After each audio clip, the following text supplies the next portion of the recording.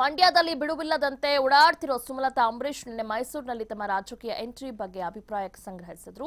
ಖಾಸಗಿ ಕಾರ್ಯಕ್ರಮಕ್ಕೆ ಬಂದಿದ್ದ ಸುಮಲತಾ ಟಿ ನರಸೀಪುರ ಬನ್ನೂರಿನಲ್ಲಿ ಸುಮಲತಾ ಅಭಿಪ್ರಾಯ ಸಂಗ್ರಹಿಸಿದ್ರು. ಈ ವೇಳೆ ನೀವು ಸ್ಪರ್ಧೆ ಮಾಡಿ ನಾವು ಅಂಬಿ ಬಣ್ಣನ ಹೆಸರು ಉಳಿಸ್ತೇವೆ, ಇಂಡಿಪೆಂಡೆಂಟ್ ಆಗಿಯಾದ್ರೂ ಸರಿ ಚುನಾವಣೆಗೆ ಸ್ಪರ್ಧಿಸಿ ಅಂತ ಮನವಿ ಮಾಡಿದ್ರು. ಅಭಿಮಾನಿಗಳ ಮಾತು ಕೇಳಿದ್ದ ಸುಮಲತಾ ಈಗಿರುವ ಪರಿಸ್ಥಿತಿ ನೋಡ್ತಿದ್ರೆ ಇಂಡಿಪೆಂಡೆಂಟ್ ಆಗಿ ಸ್ಪರ್ಧಿಸೋದು ಬಿಟ್ರೆ ಬೇರೆ ದಾರಿ ಇಲ್ಲ ಅನ್ನೋ ಆಗಿದೆ ಅಂತ ಹೇಳಿದ್ರು. ಅಲ್ಲದೆ ಸೋಷಿಯಲ್ ಮೀಡಿಯಾದಲ್ಲಿ ಏನೇನೋ ಬರ್ತಿದೆ, ನೀವು ಅದನ್ನ ನೋಡಿರ್ತೀರಾ, ಯಾರಿಗೆ ಏನ್ ಸರಿ ಅನ್ಸುತ್ತೋ ಅದನ್ನೇ ಮಾಡಿ, ನೀವೆಲ್ಲರೂ ತುಂಬಾನೇ ಆಕ್ಟಿವ್ ಆಗಿರ್ತೀರಾ ಅಂತ ತಮ್ಮ ಪರ ಬ್ಯಾಟ್ ಬೀಸುವಂತೆ ಪರೋಕ್ಷವಾಗಿ ಅಭಿಮಾನಿಗಳನ್ನ ಕೇಳ್ಕೊಂಡ್ರು.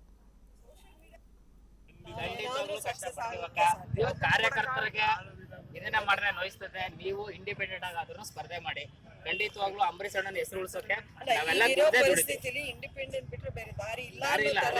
ನೀವು ಯಾವುದೇ ಇದಕ್ಕೂ ಒತ್ತಡಗಳಿಗೆ ಮಣಿದಂತೆ ಇಂಡಿಪೆಂಡೆಂಟ್ ಆಗಿ ಸ್ಪರ್ಧಿಸಿ, ನಾವೆಲ್ಲ ನಿಮ್ಗೆ ಮನಸ್ಪೂರ್ವಕವಾಗಿ ದುಡಿತೀವಕ್ಕ ಬಂದಿವಿ. ಇಲ್ಲಿಂದನೂ ಬಂದು ನಾವು ಅಲ್ಲಿಗೆ ದುಡಿಯಕ್ ನಾವು ರೆಡಿ ಇದೀವಿ. ಪ್ರತಿಯೊಬ್ಬ ಮತದಾರನು ಕಾಲ್ ಕಟ್ಟಿ ಓಟ್ ಹಾಕಕ್ಕೆ ಟ್ರೈ ಮಾಡ್ತೀವಿ. ಈಗ ಅವರನ್ನು ಫುಲ್ ಫೋರ್ಸ್ ಅಲ್ಲಿ ಬರ್ತಾ ಇದ್ದಾರೆ. ನಿನ್ನೆಯಿಂದ ಶುರು ಆಗಿದೆ, ಏನೇನು ಮಾತುಕತೆ ಹೇಳಿಕೆ ಅದೆಲ್ಲ ಬರ್ತಾ ಇದೆ ಸೋಷಿಯಲ್ ಮೀಡಿಯಾದಲ್ಲೂ ನೀವೆಲ್ಲರೂ ಆಕ್ಟಿವ್ ಆಗೇ ಇದ್ದೀರಾ. ಯಾರಿಗೆ ಏನು ಕರೆಕ್ಟ್ ಆಗಿ ಅನ್ಸುತ್ತೋ ಆ ತರ ರಿಪ್ಲೈ ಮಾಡ್ಕೊಂಡಿರ್ಬೋದು. ಈ ಮೂಲಕ ಒಂದು ಮಾತು ಹೇಳಕ್ ಇಷ್ಟಪಡ್ತೀನಿ. ಕುಮಾರಣ್ಣ ಅಂಬರೀಶ್ ಅಣ್ಣನ ಕೂಡಿಗೆ ಮಂಡ್ಯಕ್ಕೆ ಏನು ಅಂತ ಕೇಳಿದ್ರೆ, ಅವ್ರ ತಂದೆಯಾದ ದೇವೇಗೌಡರು ನಮ್ಮ ಮಂಡ್ಯದ ಶ್ರೀ ಕ್ಷೇತ್ರವಾದಂತ ಚುಂಚನಗಿರಿ ಮಠದ ಬಾಲಗಂಗಾಧರನಾಥ ಸ್ವಾಮೀಜಿ ಇದ್ದಂತ ಸಿದ್ಧಿಗೇಶ್ವರಿ ಅವರನ್ನ ಮಠ ಬೆಂಗಳೂರು ಹತ್ರ ಹೋಗಿ ವಿಶ್ವ ಒಕ್ಕಲಿಗರ ಮಠ ಅಂತ ಸ್ಥಾಪನೆ ಮಾಡಿದ್ರು. ಇದೇನ ಅವ್ರ ದೊಡ್ಡ ಕೊಡುಗೆ ಮಂಡ್ಯಕ್ಕೆ. ಅಷ್ಟೇ ಅಲ್ಲ ಅಣ್ಣ, ಅಂಬರೀಶ್ ಅಣ್ಣ ಮಂಡ್ಯ ಅಲ್ಲ ಇಡೀ ಇಂಡಿಯಾಕ್ಕೆ ಕೊಡುಗೆ ಕೊಟ್ಟಿದ್ದಾರೆ. ಆಟಗಾರ ಆದಂತ ಮಹೇಂದ್ರ ಸಿಂಗ್ ಧೋನಿಗೂ ಸುಧಾ ಅವ್ರು ಕೊಡುಗೆ ಕೊಟ್ಟಿದ್ದಾರೆ.